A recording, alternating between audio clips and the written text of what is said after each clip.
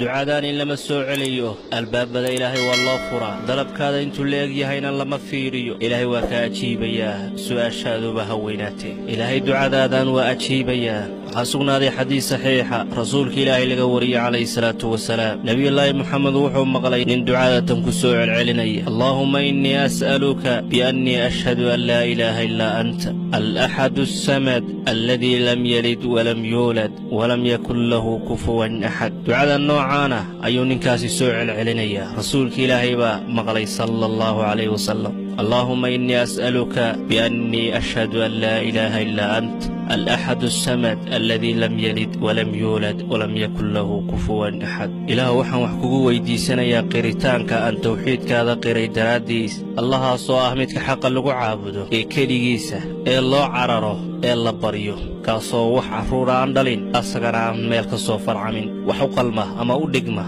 والله قرب ديك كرنا أي سجري الله أسعد ويديسنا يسا وحد ويديسنا يسيدي باهدا ربك أسعد وشيغاني يسا جل جلاله هدي عريري كسو وجهه دعاء تنسوع عليه إلهي فضلك والله أقبليه من لغو كسو عليني دعاء هكا أكفوغان عريري النوع الضربة هالنقضيه فرج سيساد هليسا إن شاء الله سوع العلي مرو البكو وردي اللهم إني أسألك بأني أشهد أن لا إله إلا أنت الأحد الصمد الذي لم يلد ولم يولد ولم يكن له كفوا أحد رسولك إلهي مركم مغلين كان وسيدان دعاء سنيا أي النبي محمد وحير عليه الصلاة والسلام والله ما قدرته إلهي بكبري كان مقع إلهي وينك بدن مقع يسكوينين مقعاسو هدي إلهي لغو بريو أو إلهي قفك بريدا كأتشيبيو مقعكن oo ah ducadan hadda ilaahay wax ku weydiisatid ilaahay waa ku siinaya waxaas aad ka doonaysid haddaad ku baridid ducadan ilaahay waa ka ajiibaya waxaad doonaysid buu ku siinayaa waxaad ka cabsanaysid buu ku dhaafinayaa